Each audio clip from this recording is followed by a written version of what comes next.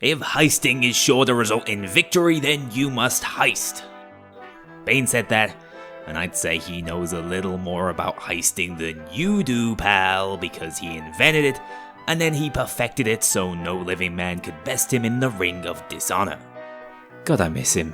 I promised myself I wouldn't do that again, but anyway, I once insinuated the heavy wasn't the sharpest tool in the shed, incurring the wrath of every in-the-know commenter who wanted to ensure me that he was in fact a savant with a PhD. Well, I'll be amazed if you come to Soldier's intellectual defense, as he has to be TF2's most lovable simpleton. You know the saying, give the man a fish, he will eat for a day, give the man a bucket, he will be content for a lifetime. Anyway, I can't quite believe this is it, the final TF2 Merc run within Payday 2. It's been just over 2 years since I uploaded Can You Beat Payday 2 as the Demo Man, which was really just an Explosives only run in disguise, but the response to this 9-episode series has been astronomically positive. Thank you for the support. We're going to go out with a literal bang today with my most ridiculous rule set yet, with rocket jumping and market gun takedowns almost mandatory. And don't worry, after this one, I'll likely go back to some of the more torturous ideas you've shared over the years. We already have some really interesting and sufficiently nightmarish challenge concepts in the works. As ever, let's run through the bespoke rule set for this challenge. First though, the soldier loves wielding a good rocket launcher. It fits his straightforward view of the world, turning anything potentially hostile into easy-to-comprehend giblets. And Payday 2, being the entirely unserious game it is, accommodates for this. In fact, thanks to the modding community, we can even bring along like-for-like replicas of his TF2 arsenal, and this time we'll actually get to use them properly as they unlock much earlier than the minigun, previously transforming most of the heavy challenge into more of a fat scout run. Those modded TF2 shotguns, also made by Silent Enforcer, which saved the day back then, will be allowed to hopefully rescue my ammo economy, as none of these launchers pick up noticeable amounts of ammo. Outside of being able to secure kills with those specific weapons, we'll also have access to a few melee options, including the KLAS shovel, Gold Fever pickaxe, and Shinsakuto katana, the last of which will be informing my perk deck choice for this run, whilst I will be allowing grenade throwables, as he might not use them the intended way, but Jane Doe has been seen pulling pins in the past in his own unique fashion. That's the extent of the damaging arsenal I'm allowed for this run. I will be allowing stealth, but similar to the Spy, we're actually in a position where there's no way to actively silence any of our weapons, meaning we will be discouraged from too much sneaking unless I want to start shoveling all the security on a heist, which is fitting for the soldier run. As for the generic rules, the primary goal is to make it to the White House, steal some pardons, and clear career mode, starting out in a fresh level 0 account without the ability to grind for cash or levels outside of the career heist flow. Mods, as ever, are kept to a minimum, although the untapped potential of the rocket jump mod by Dr. Newbie was too tempting to not try out, allowing me to launch myself into the air with a well-placed rocket to the ground, which Timmy P7 generously modified for me to allow us to take no damage from our close-range rockets, meaning we can actually make some use of this unique and creative mechanic without blowing our legs off. Just imagine I'm running the gunboats or something. Heists will be attempted on their highest available difficulty, capping at Death Wish, so Mayhem from levels 0 to 79, and Death Wish from there. Lifelines will not be available for this run, given the serious firepower I should already have access to, and given the nature of this heavily explosive focused run, I thought it might be worth tracking the individual civs we canonically send to space on this challenge, just to give a sense of scale of the war, crime and punishment we're undertaking. Heading in for the final time, the issue of heist number 1 during these particular limiting runs rears its ugly head once more, as I'm left sat within our beloved crime nets, waiting for it to spit out a heist that can be cleared as a complete pacifist, as we're duty bound to kill no one unless it's with one of the few grenades available from level 0. Mixing it up away from the usual car shop, Ukrainian Job is an even easier starting option, as if you're confident enough to just shout at security and put the fear of God into them, you can stealth this one without any conflict whatsoever. Sun Tzu said winning 100 wars is not the best thing is to win without fighting at all, and whilst that quote might have turned Soldier against his idol, unfortunately I'm a stickler for the rules, so after a trio of failed attempts, one where I actually forgot a metal detector could spawn on this heist, it's been so long since I experienced actual RNG, I settled in for a long, boring drill section after the entire heist was locked down, outside of this one inaccessible sieve in a window, which is a unique feature to Ukrainian Job that the devs never really explored again, for good reason probably, as it just raised my blood pressure a few times on the way to finding the tiara and escaping for those pivotal first few levels. With the majority of my arsenal unlocking at level 50 and not enough cash in hand to afford a stock shotgun to tide me over, I instead put all my eggs into the melee basket, grabbing a first point in the Sociopath perk deck for the first time since the infamously failed no shooting run, and equipping the Shinsakuto Katana as a stand-in for Soldier's half Zatoichi. As for skills, Jokers make the janky weaponless start slightly more feasible, coupled with necessary utility skills like shotproof to prevent me from accidentally breaking my own rule set and murdering tasers with bullets, prepping for the first proper heist of this run, the standard branch bank. With the power of basic Sociopath and its massive 10x melee damage buff, I was in a position to 3-shot most standard cops. Unfortunately though, my Jokers were made of paper and struggled to take the heat off me for more than a few seconds. I had reasonable damage potential at this stage, but spamming melee on my mouse actually broke the button, forcing an impromptu switch mid-heist. I also foolishly tossed a Semtex, which cost me massively in cleanup costs, setting us even further back from ever escaping this medieval playstyle. The update, which made threatening cops a little less consistent, is still biting me in the arse, as I took more damage than I could afford to trying to shout down a heavy SWAT before scrambling to use a first aid kit and unceremoniously going down for the first time on this run. Attempt 2 didn't go much better as I spent most of it running away from pursuing Skulldozer, which I see much more frequently on Mayhem these days, before a second one dropped directly out of a chopper in front of me, resulting in a rush of blood as my escape plan involved jumping off the roof and directly into the waiting arms of those OP Bronco cops. On attempt 3, this Civ refused to listen to reason and get on the ground, but as we know, your white flag does not stop American bullets, or a Japanese samurai sword. That bit just cost me $24,000, and it wasn't even as if we'd be recouping that back anytime soon, as this promising run was cut short when the second medic appeared out of the woodwork for an inconveniently timed revive, as my health bar was whittled down to nothing once more. Back to the drawing board, I switched a couple of things up, grabbing pumping iron so my melee strikes actually dealt respectable damage, before heading back in to try once more, but was still poorly equipped to go toe-to-toe with any Skulldozers, with this one swatting me away to end the dogfight early. Instead of bashing my head against the bank heist, I switched over to jewelry store at this point, which at least tends to toss fewer Skulldozers my way. I also dropped shotproof, preferring to risk a single taser ending an attempt in favour of the consistency Partners in Crime Aced offers. Things started off well, with even 1800 health specials falling in just 2 swings of my sword now, making it easy to hold down the office whilst waiting for the drill to do its job. Sadly, I was just too stingy with my resources in the end, falling out this window with no health remaining after shields started to rush my position. Running things back, I decided to secure as much of the jewelry as possible without cops being called, as most civilians reacted appropriately to the sight of a sword-wielding lunatic, although this guy must have been really locked into his shopping trip. The decision to buff my Joker seemed like a sensible one, as they'd gone from papier-mâché supports to the real main characters, going off on John Wick-esque solo missions and actually outkilling me on this heist, which is nice to see after Wick himself was snapped out of existence for new players recently. Super security over here created a lot of space for me to open up the safe and carry the final 2 bags we needed to escape this heist after just 6.5 minutes, finally getting somewhere with the run. With a few more points for healing supplies in my pocket, the return to bank heist was also a triumphant one, although in a moment of madness I threw this grenade into the lobby, costing me the best part of $100,000 and setting us back even further on the financial front. But at least I had solid close-range DPS, which was enough to keep the cops at bay whilst drilling the second vault door, before the decision to bring grenades finally paid me back, as this one stuck to the head of a sniper covering the escape, with condolences to his kangaroo wife attached, opening up the space to reach the van and clear this heist on the 5th bite of the cherry. Those misplaced explosives had still proven to be costly though, as I lacked the funds to invest in any sort of range ballistic option heading into the always tricky Diamond Store heist.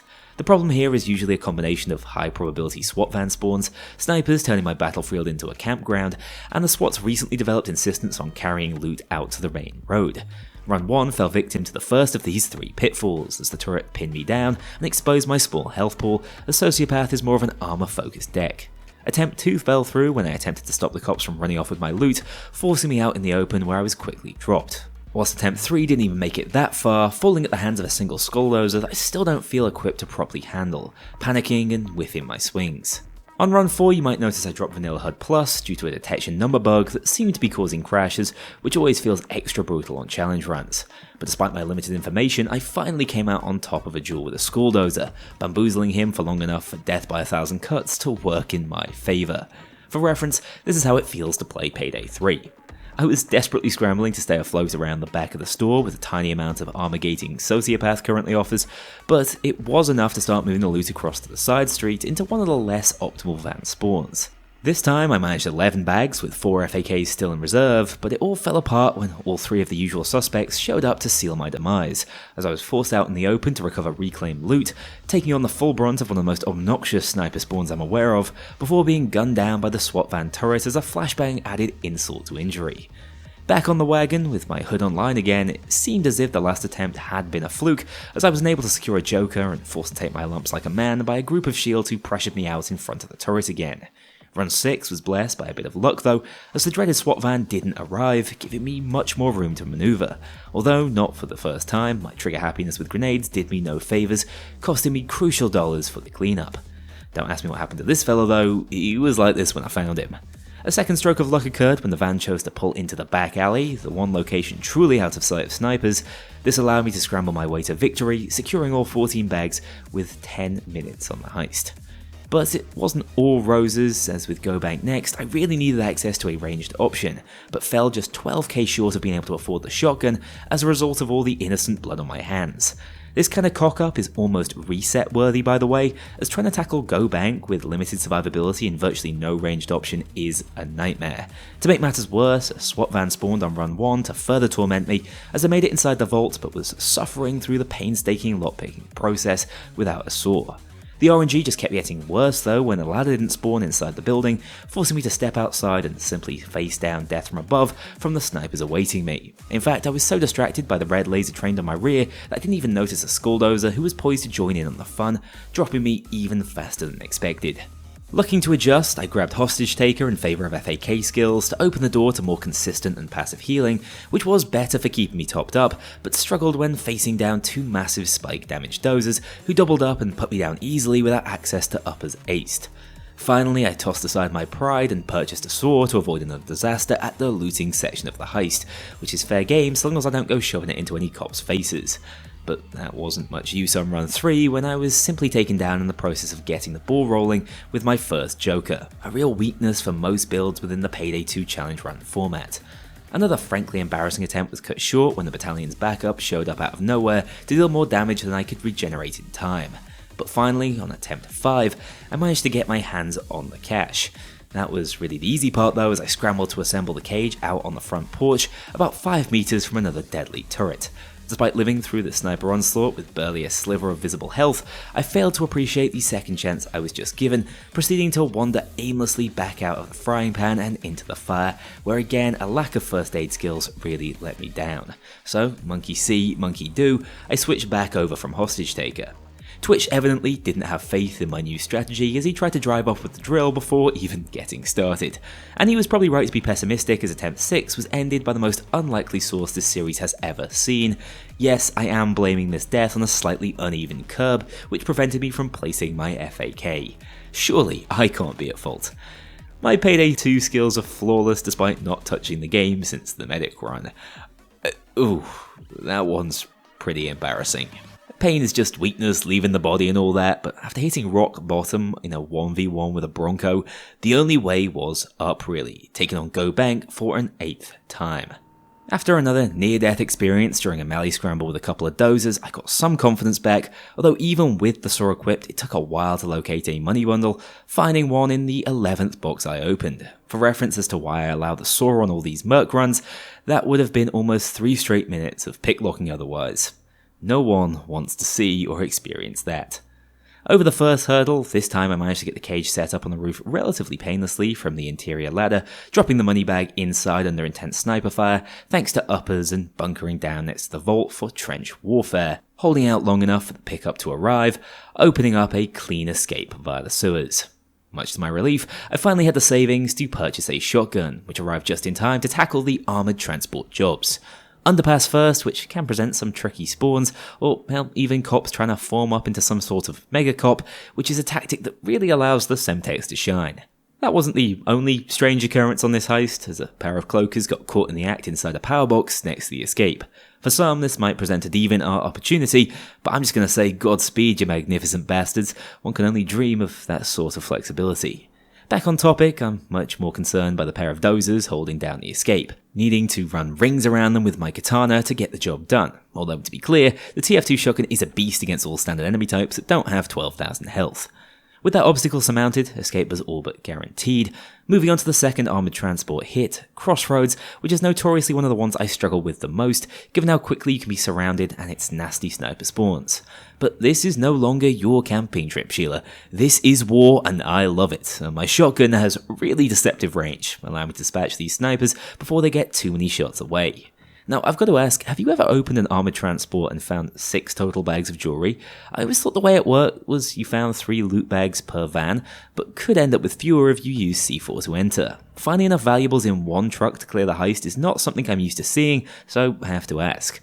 Despite that good fortune, my overconfidence nearly caught me out at the escape, but I managed to slip out of danger and complete this one to hit the all-important level 50, at last unlocking this run's primary weapon, the rocket launcher.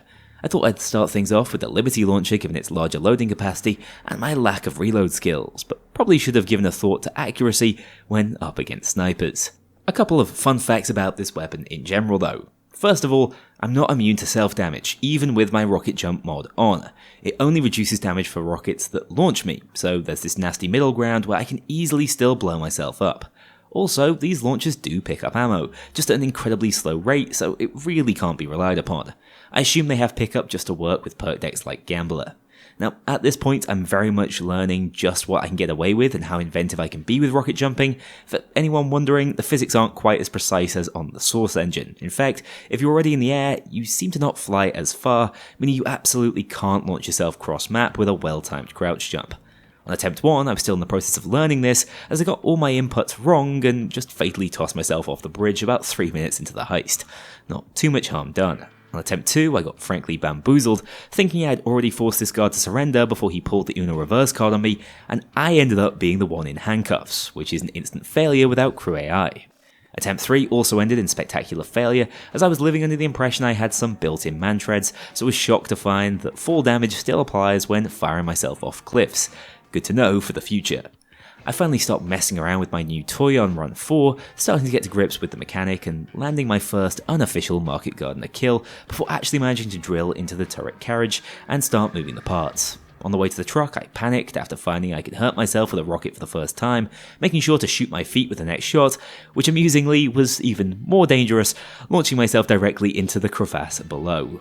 I genuinely thought rocket jumping would be a neat new utility, but it turns out it's just a new way to embarrass myself. But even worse, I'd wasted all my remaining cash for run 5 and couldn't even afford to buy the ammo asset, meaning I was massively limited in my rocket launcher usage, although still use it to save walking up the stairs, as any good soldier would. With only 16 rockets for one of the game's longest heists, plus the one additional one I scrounged together after 20 minutes of picking up ammo, the shotgun had to do most of the heavy lifting here.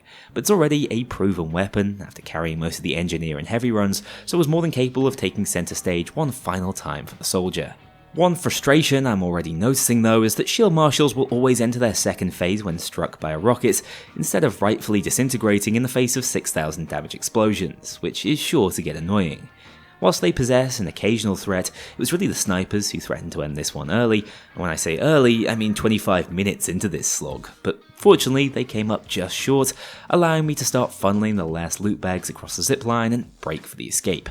I genuinely wonder how many people have attempted my challenge format and simply quit at this point, and that's how bloody tedious the train heist always is. But at least it opens a floodgate for a series of easy Vlad romps, starting with 4 stores. I switched over to the original for this one, which in a really nice touch actually ADSs from the middle of the screen, which is damn charming. I appreciate that my rockets generally fire where I shoot with this thing, as opposed to the Liberty launcher's physics-bending accuracy.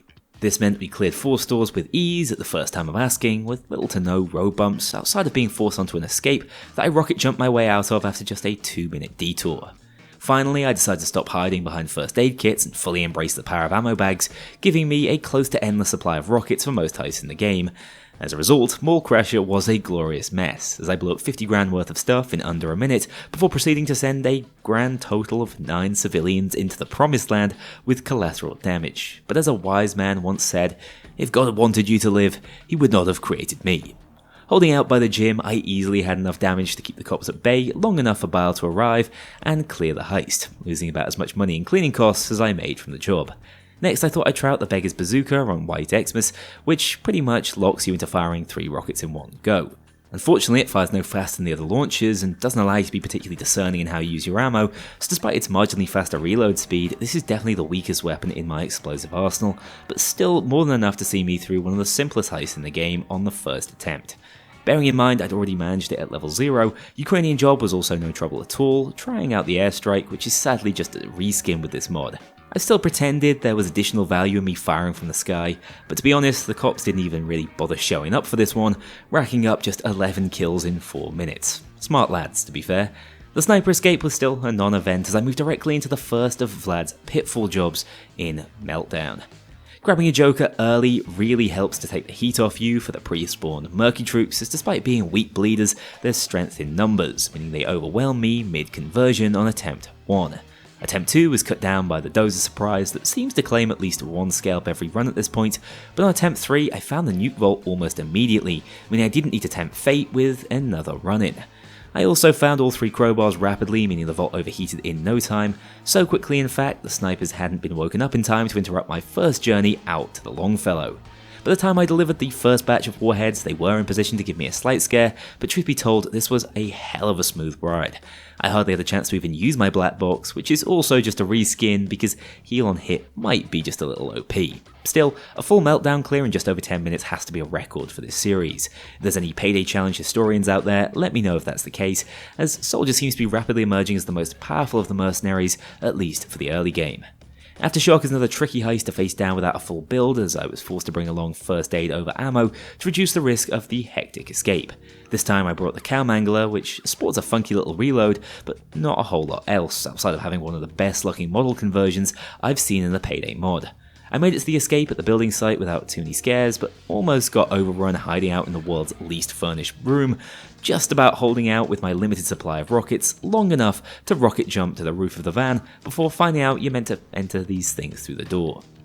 Stealing Xmas next, as once again the only times I seem to go down is when I overextend looking for a Joker. Or apparently when my gunboats don't work, as this failed attempt 2 is the first time I've brought about my own demise with a close range rocket gone wrong.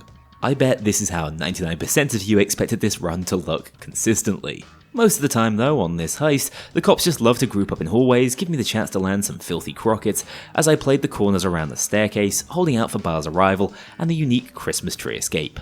Nightclub's always tedious, and my primary goal in this run was to play as boring as possible to make sure I wouldn't have to run back a heist that outstays its welcome about 4 times over.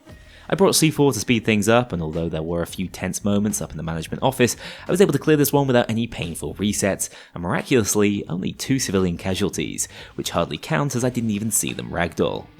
Watch Dogs is one of the first heists in the game that allows me to get creative with rocket jumping, using the extra height it offers alongside transporter to throw the coke up to otherwise inaccessible areas, making the bag moving process much easier. Until I got a little carried away next to the secure location and launched myself into a dozer, taking lethal fall damage from a distance I reckon even my brittle body could have survived. Attempt 2 avoided a similar disaster, and with just how much high ground this heist offers, I was a force of nature on this one. Good to see, just like in TF2, that Soldier from above is pretty much undefeated. Day 2 is a simple waiting game with more than enough damage to keep the cops off my bags and hold out for the escape to arrive, even managing to scupper a sieve on a remote dockyard in the middle of the night. Next up, Firestarter, and day 1 was brutal, not because of its difficulty, but just because of how slow and inconvenient all the spawns were. I'm pretty disincentivized from bringing along tools like the saw or C4 with this setup, so instead I had to wait out full drill timers and then drag all 8 weapon bags up the hill, as the fuel tank was just as inconvenient to reach for quick destruction. I was never in much danger of failing this one unless I'd actually fallen asleep at the wheel, which felt entirely possible at times. Day 2 gets more right by at least being short. The servers were nicely placed near the side entrance, and with all the splash damage I'm packing, alongside the ability to 2-shot dozers, unless they happen to shoot my rockets out of mid-air, there's not much they can do to fail me right now, meaning I easily moved onto day 3, which is just Bank Heist 2.0. This dozer got Goomba stomped, which genuinely seemed to confuse him, as I'm not sure they shoot directly upwards very naturally. I also realised that this run was incredibly well poised for the likes of the biker heist because for once in my life I can actually destroy SWAT vans. rocket jumping up to the roof and killing a few innocents in the process again. When the turret wasn't shooting my rockets out of the air, it was easy pickings, dropping its shield in just 2 shots before working my way through its massive health pool just a few minutes later whilst I waited for the marked money to burn, fleeing this heist uncontested before heading into Rats. Now, here I did something truly embarrassing. I showed myself to be a Payday 3 player.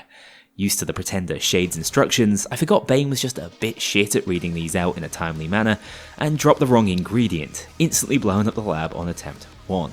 Putting subtitles on to avoid a repeat of that, I still have plenty of other ways to blow myself up on this heist, being as close ranged and claustrophobic as it is. One innocuous looking shot on this staircase, and it was mutually assured destruction for this shield and I. The same thing might have happened once more on attempt 3, but I'd taken the coward's way out. Already, I was running feigned death, with not as many weapon skills needed to make the build viable. After a pretty dodgy hitbox or a rocket backfire on me in front of deadly snipers, I was raised from the dead in an instant, going with the shotgun next time to avoid any other incidents. Thanks to that good fortune, I was given a new lease of life and defended my cabin in the woods long enough for 3 bags of the blue stuff, which I dutifully secured, and traded meekly with the Cobras. They are scum, nothing but a bunch of cowards, but more trouble than I need in my life. I might be playing as a warmonger, but bearing in mind there's not much else I can purchase, and most of my cash is going out on cleaner costs anyway, I thought I'd give Sun Tzu's advice a try. Day 3 was pretty funny. First I tried it the conventional way, charging in with shotgun in hand for an exchange of lead, leading to my eventual demise. Then I thought, what if I just fired a few rockets their way, landing a direct hit and wiping the Mendozas off the map in an instant for a nice 14-second clear.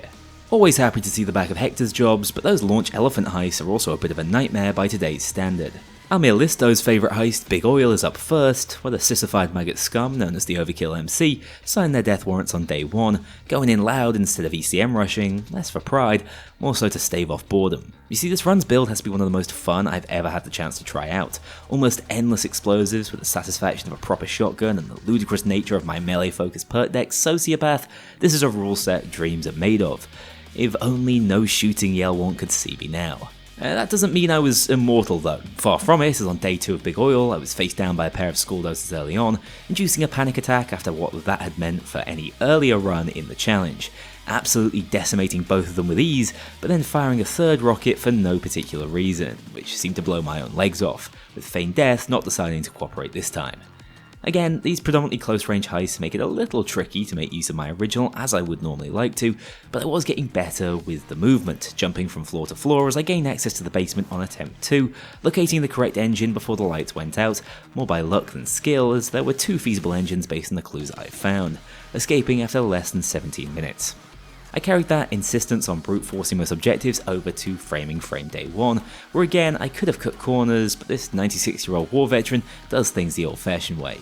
Also, have you ever seen an assault wave end just 2 minutes into the heist? I have no idea what happened here, but it seems the cops just didn't fancy it on wave 1. Art Gallery has to have some of the worst cop spawns in the game too, as they just funnel in from the same open entrances, never really posing a challenge when in the building. Once outside, I had a bit of a nightmare, managing to get caught out as both my jokers were cut down by a turret, leaving me with no healing to hide behind a car and eventually sprint out of danger. I would have been pretty embarrassed if this didn't end up being a first time clear. Ambush or no ambush, day 2 is a gentle stroll, clearing this one with no trouble at all, dragging us on to the dreaded day 3 after a relatively uneventful escape section on the overpass. Just ignore that time I blew up again and needed feigned death to save my time and sanity. That's because day 3 was about to send some massive emotional damage my way. I hate this heist in Loud. There is no mission in the game with this many defense points, where the cops focus them down so rapidly there's no point even trying to bounce between them. You just have to hope for some good luck and keep resetting the PC every time the power goes out. That in mind, I had this one down to a fine science. After fixing the hack, I would rocket jump my way up to the 2nd floor to defend the power box on the roof and balcony, but inevitably time and time again they'd either sneak past my patrol or just switch off the 3rd box in the kitchen that I couldn't hope to defend simultaneously. This is torture, especially when it takes 6 whole seconds to start up the computer again. Even worse was knowing that a slip-up that led to my death was a guarantee of even more box-defending sadness, so despite seldom being pressured by the SWAT scum, who are nothing but a bunch of cowards, I was still on edge throughout. After more than a dozen laps of the heist and forced resets, 22 minutes of pure frustration, I finally got the call to escape, shooting straight up to the roof to reach the promised land, where I wouldn't need to think about this one again, at least until the next run.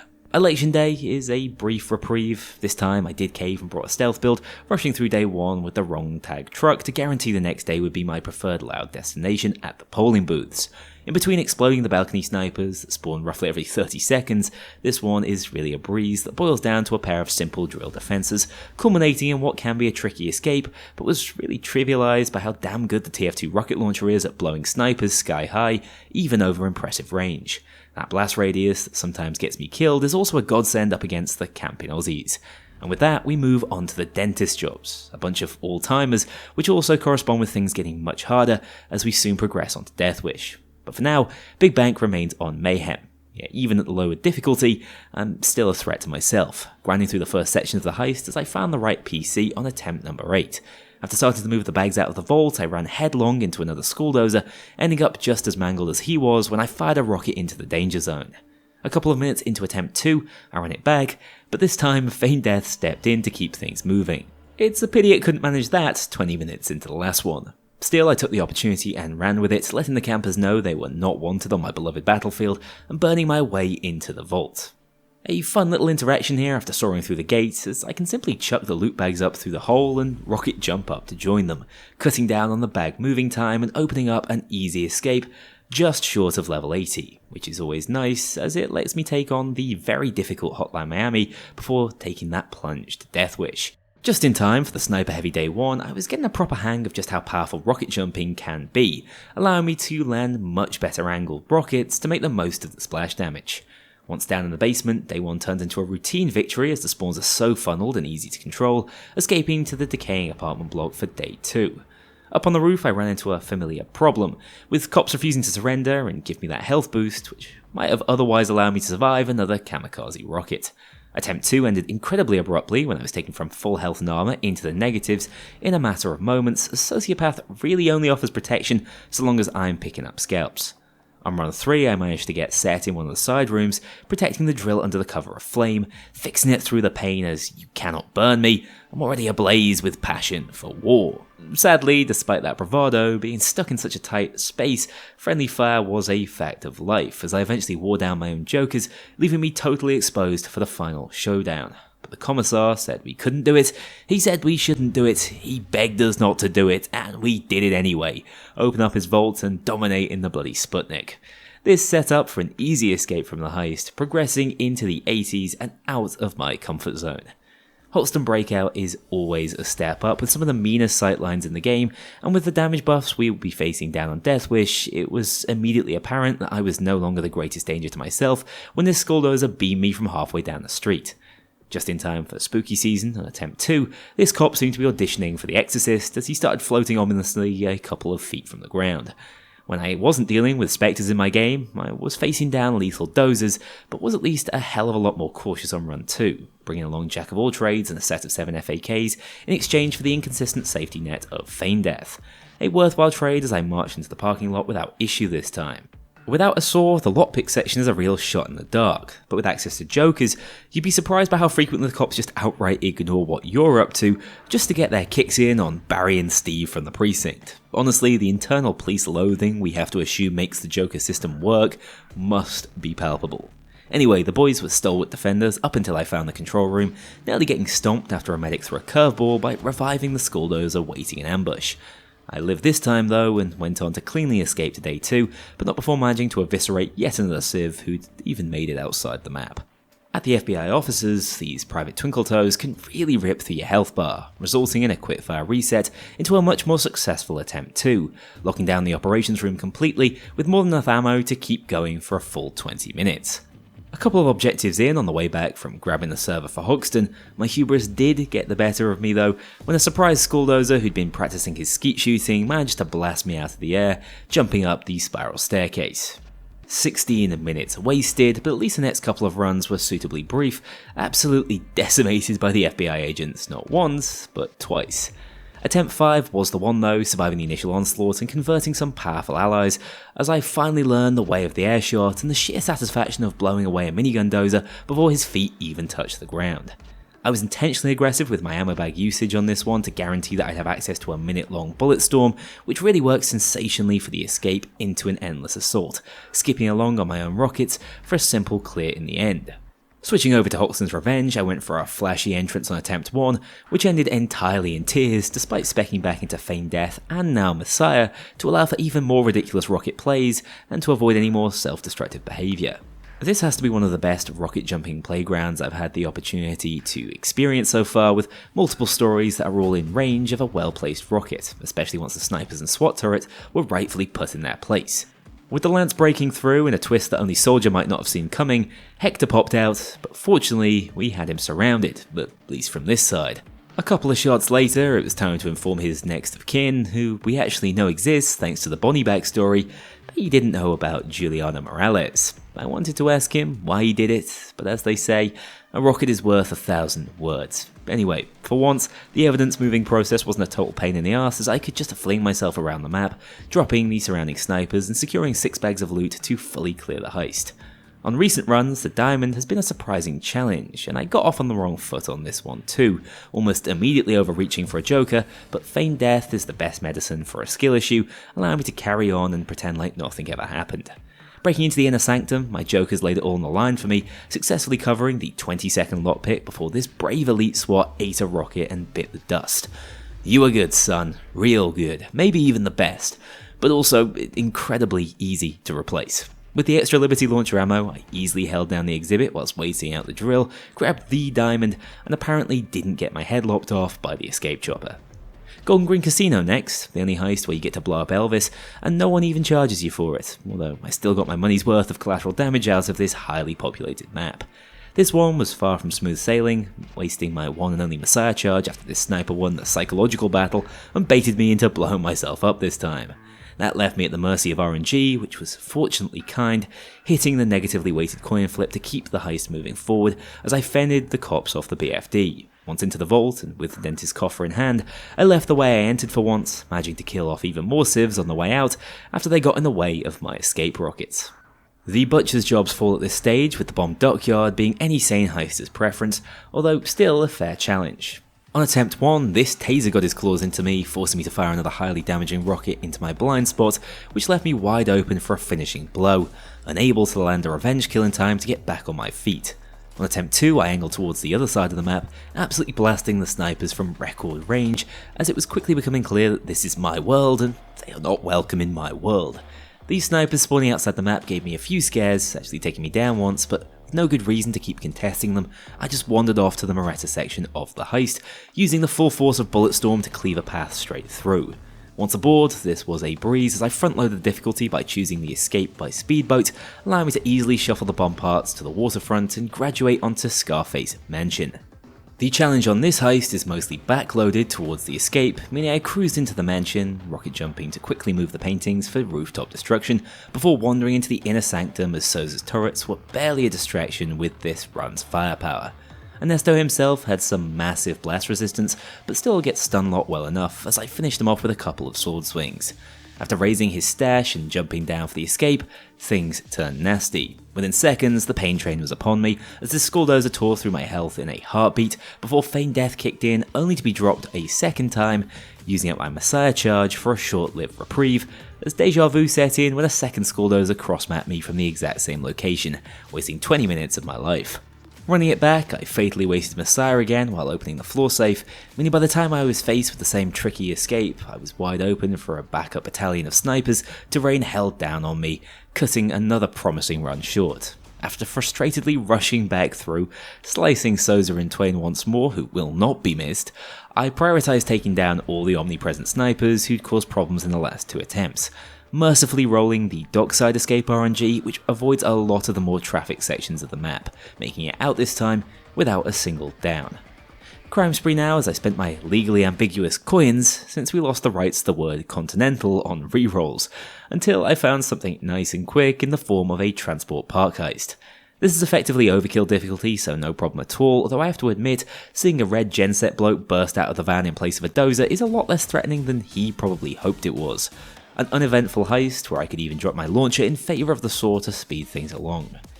Counterfeit can be a much trickier proposition, but for me, right now, the greatest challenge was not blowing all the civs sky high.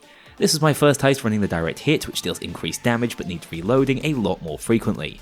Having one of my 2 rockets shot out the sky didn't help, falling for the first time, but getting right up again to complete a sweep of the rooftop snipers, as the direct hit is a hell of a lot more accurate over range. The dozer ambush on the escape was about as unsuccessful as you might expect, sending us straight to another classic in First World Bank. To be honest, this heist was an inexplicable nightmare.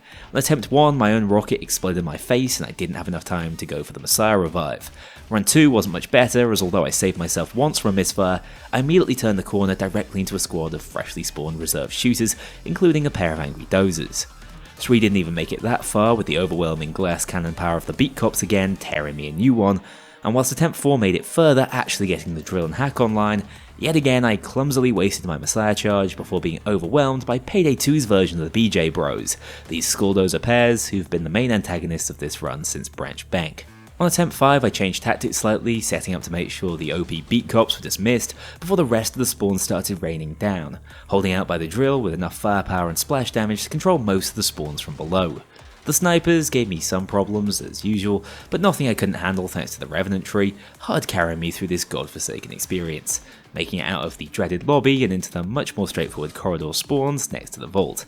After thermite burned through, naturally I rolled the civs hiding in the vault RNG, racking up even more incidental civ kills as I cut down the green dozers.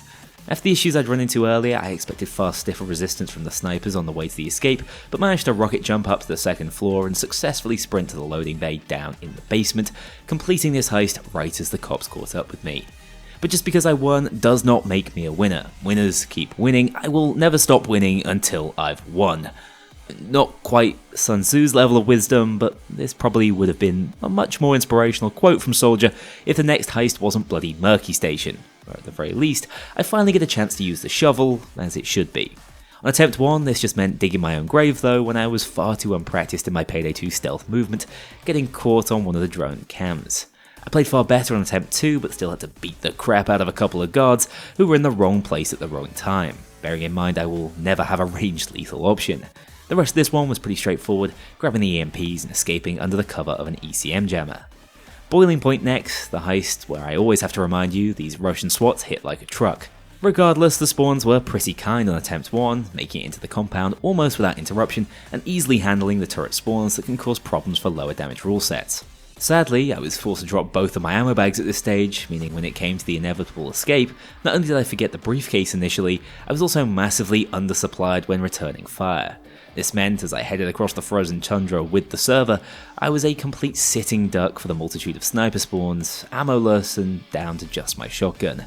I was dropped for the first time, as all that stalling had resulted in the pursuing SWATs catching up, making a do-or-die break for it once more, but as I was unable to land the killing blow on the snipers causing all my issues, this was just a die situation. The right adaptation felt fairly obvious though. The direct hit was the great equalizer, allowing me to one-shot most dozers and return fire back at the snipers, covering my escape with massively increased accuracy.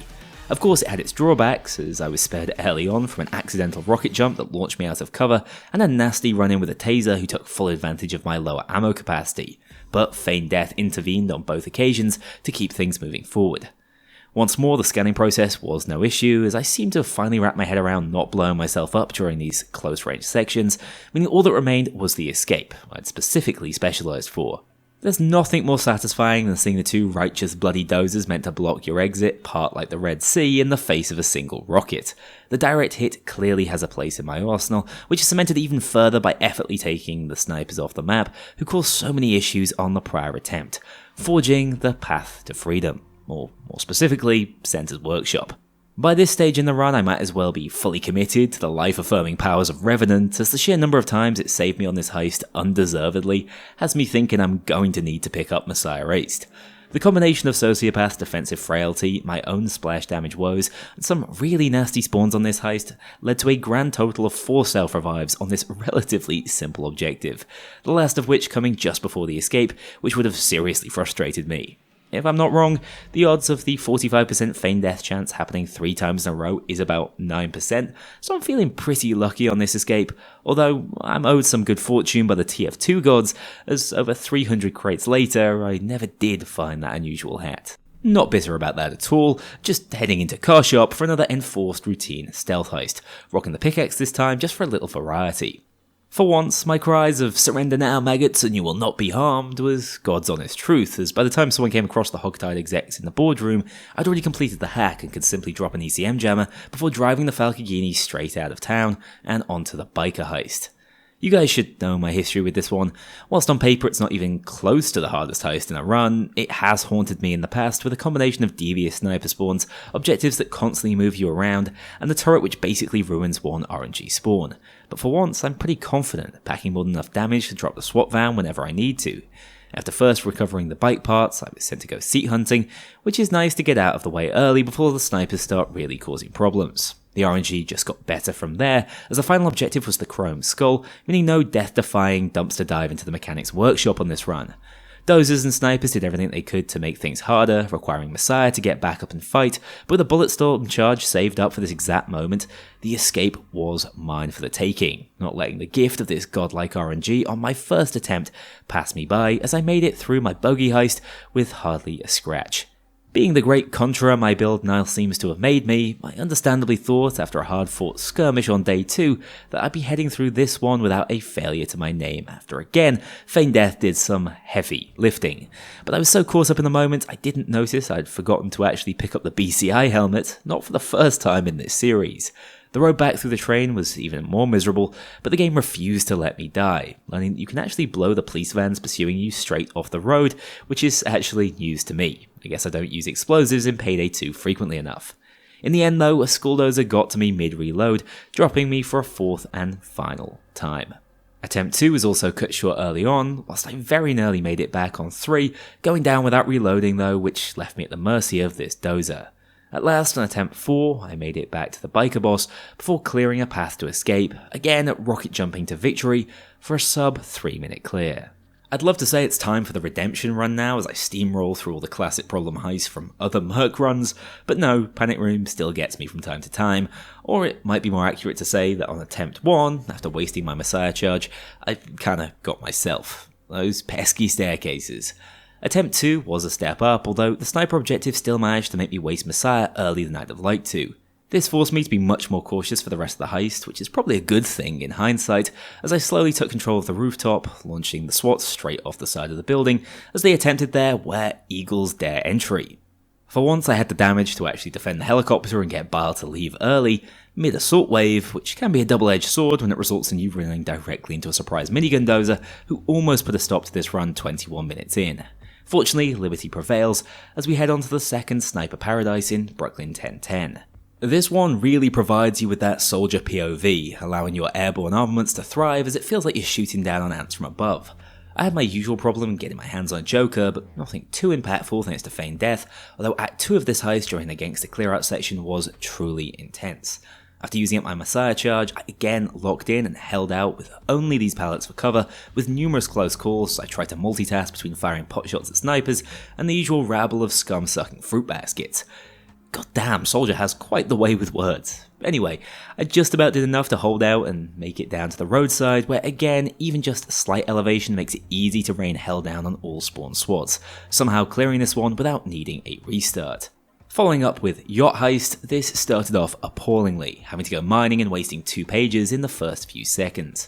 But Payday 2 stealth is so fickle. For example, you've got to admit it's pretty damn impressive running through another human being and him not even noticing.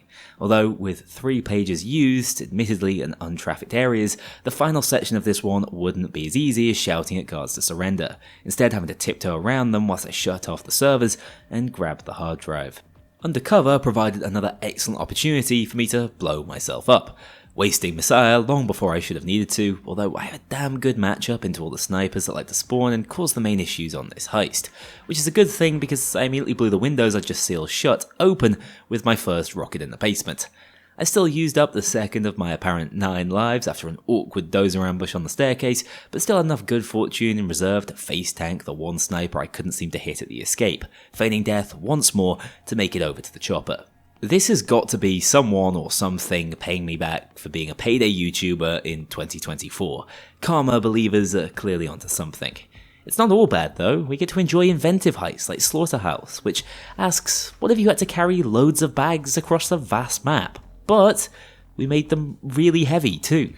My first down on this one came at the hands of the fixed Skulldozer spawns, although I landed the kill for Messiah just in the nick of time before the game gives up on you when you play solo with AI. That save carried me another 10 minutes into the heist before a sniper tested my luck once more, although we all know this is just building up to heighten the pain when right at the escape through the shipping crates I got brutally meleeed and dozed, setting us up for another 20 minutes of pain. At least Attempt 2 didn't have the chance to waste that much time before I accidentally launched myself off the gangway and into the clutches of the cops below. Run 3 was by far the cleanest of the tries so far, moving all 8 bags at once and only wasting Messiah when I made it to the end of the tunnel. Still, with the hardships on Attempt 1 fresh in my memory, I managed to move the bags into the container and hold off for long enough for the escape to open up. The frags of our fathers served me well, as I learned not to mess around with melee damage from the failure earlier on, taking out the dozers from range and getting ahead of any potentially lethal spawns before the exit, taking less than an hour to complete Slaughterhouse, which, believe it or not, is way above par for this series. Locke is sent in to ruin our lives next, ironically the closest character to an Englishman in a dress, and a Cyclops as of Payday 3's character development. Beneath the Mountain is his first task, which really caught me out on Attempt 1, as without any launcher ammo, I tried to rush down the scripted ambush with just a shotgun, which backfired, and yet again I was left frustrated by the fact that you can't activate Messiah once knocked deeper into your down state, which feels just a little unfair if you ask me. The exact same thing almost happened on the run back, although this time I was lucky enough to receive the auto revive after deciding to bite the bullet and just drop one of my ammo bags here. This sniper actually managed to kill me twice, wasting Messiah as well, and definitely putting me on the back foot for the second half of the heist. I really can't think of many other heists in this series that spikes the difficulty so high for such a specific and brief moment. Out on the rooftop, the main risk is sniper fire, but once I had a convert and remembered that I brought Messiah Ace to take advantage of the medic bag drops, I was in a much better place. I still required a fair bit of luck to go my way, going down a further 2 times, but never actually needing that Messiah charge because feigned death has felt like more of a 70% chance on this run. I need to start considering running this skill as standard if I'm gonna be this lucky. Also, 2 civs killed on Beneath the Mountain is pretty impressive, as I can hardly even remember where these guys spawn, never mind how I managed to take them out. For once, base jumping out of the plane on Birth of Sky, I didn't get shot to pieces on the way down, instead landing directly on the first pallet to clear the most exposed roof of the heist immediately. That incredibly kind RNG stayed with me for pallets 2 and 3 as well, attaching the second before the spawns got really going, and having most of the loose bundles secured on the diner without snipers ruining my day. Sadly, I slowed down at this point, not helped by another friendly fire rocket blasting me back into Swansong. Getting stuck next to the escape is a nightmare if you let the snipers and SWAT vans settle, as they take control of almost all angles on the map, making me waste Messiah trying to forcibly open the manhole to the sewers. In hindsight, this might have been a better direct hit heist, but so close to the conclusion I wasn't about to let this attempt go easily, healing up with a pre-placed medic bag twice consecutively as the spawns got closer and closer, before flanking around to use the last of my ammo bag, and crucially proc Bulletstorm for a minute's worth of uninhibited rocket action. This allowed me to push into the dreaded sewers, with my firepower being more than sufficient to disintegrate the dozers before going down again at the final gate due to the invulnerability of shield marshals. But I ain't got time to bleed, jumping back to my feet thanks to Messiah for the 3rd time on this heist, fleeing to Locke's chopper after what was yet another intense Birth of Sky. Heat Street next, and the heist is massively easier with my Revenant focus build, avoiding the usual disaster on the first beat cop strewn corner of the heist, with the Power of Sociopath's final skill showdown really starting to prove its worth on this run. At Matt's crash site, I wasted Messiah, once again trying desperately to get a Joker, which is so much more difficult than it once was. Fortunately, this isn't an issue, as I want to use up the medic bag charges before heading onto the second push up the hill once Matt's out the van. A pincer attack of snipers scuppered my plans though, dropping me once again, requiring the most clutch Messiah kill revive so far to get back up for the final push, but without the same safety blanket I once had. I don't expect to be earning the Be Nice achievement on this one with the innocent body count I've already racked up, but it's worth the cleaning costs as I made it all the way up the hill to defend Bile's landing point and escape onto the even more problematic Green Bridge. The initial forecast was cloudy with a chance of certain self-destruction, but once more this build is all about inordinate risks and then relying on pure RNG to save the day. Hey, why change what's worked so well thus far, I say as another rocket is shot out of the air, exploding directly in my face and launching me skyward for some more dozer skeet shooting. On the plus side, I found Kazuo in the second police van, moving him towards the scaffolding and, more importantly, a medic bag I could use to reset Messiah again. With a chopper turret, a sitting duck for this RPG-focused build, the prisoner defense wasn't too rough, although I did need Feign Death to kick in once more before the prisoner was snagged and I was free to sprint for the escape, actually having the firepower to flatten the scripted dozer ambush that always makes me incredibly nervous on the home straight. Struggling to take on board Locke's obvious betrayal, I started Alaskan deal by blowing myself up again, but after using my heist money to lure in 2 of every SWAT in Alaska, I herded them onto the boat and beat the crap out of every single one. And from this day forward, anytime a bunch of SWATs are together in one place, it's called a zoo, unless it's a farm. Anyway, the Alaskan deal was pretty easy. Let's move on. The classic diamond heist is one of the first ones recently, with no downs or civilian casualties to talk about, unless we're counting that guy. Not much else worthy of mention took place. The turret ambush was hardly going to be an issue, and after waiting for the bag zipline to go back and forth 8 times, we were good to head to the escape. I actually think the diamond heist might be one of the old heists that would benefit most from a Payday 3 glow-up, although good luck working into the story with the garnets in the state they currently are. Speaking of those garnets, they're the primary target of the Reservoir Dogs heist up next, once we get through day 2 first. The primary scare came when this minigun dozer was revived unexpectedly, requiring Messiah to step in once more. That lifeline was more than enough to see me through to the first day at the diamond store though. The hardest thing about day 1 of this heist is consistently the initial ambush, with a combination of skull dozers covering powerful beat cops that tend to take you out from nowhere. But this time I was one step ahead, thoroughly enjoying destroying each and every one of those sorry sets of scum before they got their bearings. The second wave managed to drop me once, but with Messiah still in my back pocket I wasn't too concerned as I headed deeper into the store. A few minutes into gaining vault access, I launched myself skyward again, a sitting duck for the skull dozer below, but once more, no need for Messiah. After opening up the vault, moving the bags can be a pain, but the things that usually cause my run's issues were barely even worth worrying about, although I was still finding ways to fall at the feet of random SWATs completely out of nowhere. This one did cost me Messiah at last, but the medic bag was right next to where I needed to bring the loot anyway, killing 2 birds with 1 stone and setting up for what was a more stressful escape than it needed to be, nearly getting skull dozed for a 3rd time, but just about making it through to the home straight of the Payday storyline. Brooklyn Bank has strangely started to cause me some issues recently, and I suppose you can see why with this brutal spawn logic. Still, I only have myself to blame for failing attempt 1 when I blasted myself with no one around to take out for Messiah. A sad end that I won't be repeating on run 2. I didn't have the best of starts to this one, again getting my angles wrong, but this time remembering to keep someone around to kill to reset back to full health. This down shows just how fragile the build still is with Sociopath, making me wonder if I could embarrass myself less frequently if I just moved a few points out of Revenant and into Iron Man. But I suppose, why change a winning formula even if it doesn't lead to the cleanest gameplay?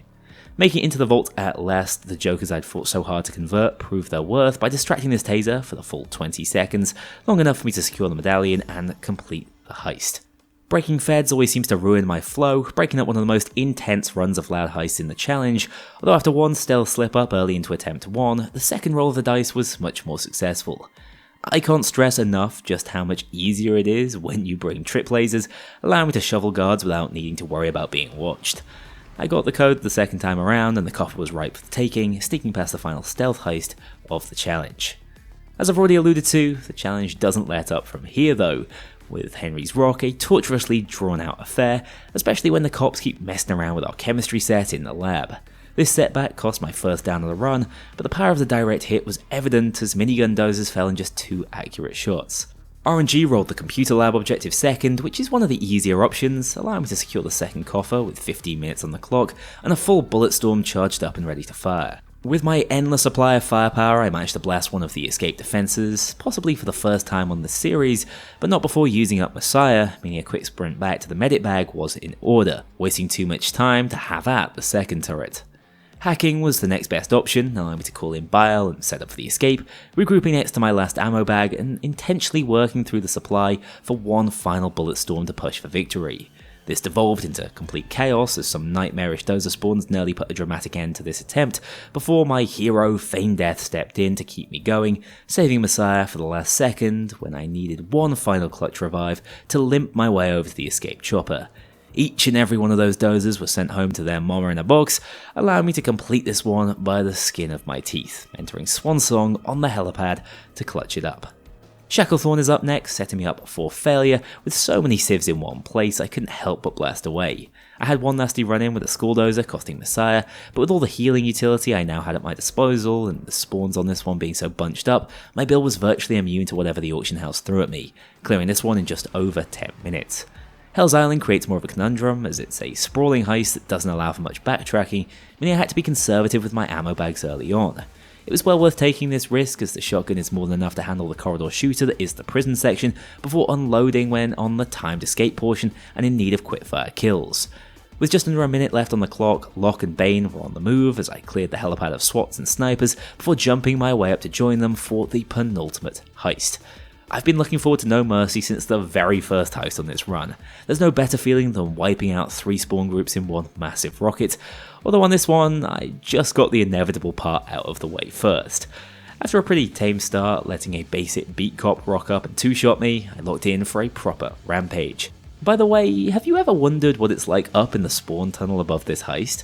Apparently there's no invisible wall, so I was as shocked as this elite was when a rogue rocket launched me into the room above the hospital that's meant for SWAT's eyes only. Always discovering new things on these runs, but what I already knew full well was that this was only going to end one way, up there with the worst messes I've ever made in the Payday heist, looking like a scene out of Meet the Medic, just with the boot on the other foot this time. It would have gotten even worse if I hadn't located the infected patient in the first hospital room and actually completed this one in pretty good time. Foolishly, I ran headlong into a school dozer right as the escape lift opened up, dropping me and breaking the vial I was carrying, but I already had 2 positive samples waiting in reserve, meaning escape was only delayed by a matter of seconds, reaching the rooftop and summit that is the White House. Up until this point, the run is under the 30-hour mark, which is actually a record for me, believe it or not. So here goes, the final heist. Last one alive, lock the door. Going loud from the start, as it should be, the White House is genuinely a worthy finale in terms of difficulty, with my main goal being to conserve as many resources as possible for the most difficult section at the POC, which is annoyingly cut off from the rest of the map. A smooth hack into the West Wing turned into an almost uninterrupted drill section for the keycard, which brings us immediately to the toughest objectives as I force my way into the vault. Saving 2 ammo bags for this one, I was at the very least powerful, managing to secure a Joker without using up any downs, which is such an important objective at this stage. Even better, the turret RNG wasn't an outright game over, with the original still doing a number on them at this stage. Embarrassingly, I had to lean on Feign Death after getting my angles wrong again because even the original doesn't fire from the middle of my screen, clipping the wall and wasting it down. However, I was basically into the vault at this point, rushing to grab the pardons and make it out topside with ammo in reserve. But one Joker down and stuck in the claustrophobic room with a minigun dozer just outside, I started to choke, first using up Messiah, then relying on Feign Death once more, before finally making a break outside to reset and activate Bulletstorm, which ended up backfiring when the same minigun dozer shot my rocket point blank and dropped me for the final time. Honestly, this was some of the best RNG I could have hoped for, so wasting this opportunity to first time the heist after almost 25 minutes was crushing. That wound was salted further when attempt 2 suffered from rotten luck, actually needing to dip into my pre-placed medic bag charges to even reach the POC this time, and finding the big red button to enter on the very last shelf I checked. An ominous premonition, as I didn't even make it inside after another minigun dozer ruined my day. The direct hit could solve this issue, but I'm already having to do everything so lean on ammo that I just don't think I can make an additional sacrifice, and simply need to be more careful up against the big guys. Attempt 3 looked slightly more like the first run, making it to the POC with full health and downs as well as ammo to spare, although this time the resistance in that room was intense. Dozer pairs just kept spawning incessantly, never letting off the pressure and forcing me to go through far more ammo than planned, needing to actually dip into my second bag down in the basement. I also lost Messiah, making a foolhardy play for the power switch mid-assault, leaving me hopelessly exposed for the escape section. Had I even made it there, taken out yet again by, you guessed it, a minigun dozer. This was becoming an obvious issue that I decided I have to fix by doubling down on my second chance strategy. Instead of extra armor, I specialized into jack of all trades, enabling me to bring a second medic bag for Messiah resets down in the P.O.C. if necessary. Of course, this being Payday 2, this is the point at which the White House decided it didn't want to work anymore, crashing upon entering the heist, which is apparently fixed by dropping your textures down to medium if anyone else is struggling with this, but apologies for the game looking even blockier than it normally does. This skill adaptation left me substantially less secure in the early portion of the heist, really feeling the loss of shock and awe, going down as early as the wirebox heist on this 5th attempt. My refusal to drop ammo at this stage meant I was held off from getting to the thermite room for so long the game actually started telling me which one I needed to lockpick, which is a terrible sign. The downs kept coming as I tried to open the safe, tanking the gas to try and push things along, and needing Messiah to get back to my feet, but fortunately with the preset medic bag there to reset. Somehow, after almost 20 minutes, I was through and back to full health for the major stand inside the P.O.C., where my defensive frailties were tested even further. Just 20 seconds into the first hack, I was dragged to my feet by feigned death and Messiah over and over again, ending up on grey screen as the game refused to allow me to go down for good, actually forgetting I'd brought a medic bag for this exact situation until the last second. With a whole new set of downs, I threw myself at the objective, getting a 4th feigned death activation before needing to head back to the medic bag for its final usage after losing Messiah to the turret spawn. Completely out of resources at this stage, more dozers appeared out of nowhere, taking my final Messiah charge, which was at least enough to drag me through to the final escape portion of the heist, nervously approaching the anti-air controls with virtually nothing in the tank. As soon as I ran out of launcher ammo, the game was up, as I tried to force through the hack with 27 seconds left on the clock, saved one final time by the 45% roll, which still wasn't enough when I was overrun just seconds later, ending this heist after over 42 minutes of back and forth and more than 800 kills, which is a series record. Probably the most crushing defeat I've ever experienced on a challenge run. Harrowing gameplay that's going to be hard to come back from, but not impossible. Evidently the key was getting to the escape with some source of ammo still to hand. Safe cracking was far from straightforward on the next run too, as the dozer spawns were simply relentless. All the good luck from earlier is coming back to haunt me, and I'm positive feigned death keeps activating just to prolong the suffering. Not much change within the P.O.C. this time, being pushed back into the staircase and needing that spare medic bag almost instantly. I did have enough in the tank to steal the pardons once more, but not before needing to drop down that all-important final ammo bag, again leaving me trying to ration ammo at the escape back on the surface. With Messiah still in my back pocket, I believed I was still with a chance, but ended up wasting that one saving grace going for a joker. My final mistake was allowing a single shield to hold me off the objective instead of using one of my last 8 rockets to clear a path, as once the hack was shut down, I was in massive trouble. I got it back up and running just in time to lose my final pixels of health, as Locke's signal to pick up came just too late, with feigned death deciding to go on strike now that I'd suffered enough. As I said, this run was at sub 30 pace before the White House entered the picture, already adding over 2 hours of pure struggle as I teetered on the edge of early retirement. I had at least one run left in the tank, although a rage quit was on the cards as I struggled to open up the 20-second lockpick doors to find a thermite on attempt 7. My frustration cooled slightly though a few minutes later at the sight of this poor murky foot soldier stuck rigid in the rooftop, clearly burrowing to escape my wrath. This time I locked in at the P.O.C., keeping the disruptions to a minimum by repeatedly firing in the direction of the power switch, even if I didn't see any cops rushing for it. Despite briefly hitting the grey screen, I'd saved my medic bag for this exact moment, entering the vault to take the pardons with a comparatively clean bill of health.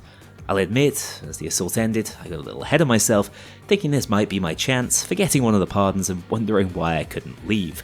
Surely we could have just let H3 go down for the gang's crimes and bugger off anyway, but apparently I had to go back and save Ethan's hide, which didn't cost much with the spawns not yet in full flow. Back up on the surface, I just didn't feel I could take the risk of grabbing a joker again, especially with bulldozers already on the scene, and after I wasted Messiah early into the final holdout. But with an endless supply of ammo, I could at least keep the cops off the control. No passive healing meant I was living on the edge as Locke was finally on the horizon, and of course, the second he landed, it's sod's law that my rocket exploded directly in my face again, leaving me at the hands of the Payday gods, who smiled on me for one final time in this 9 mercenary series, reviving me just inches away from the final victory, completing the longest standing challenge on this channel.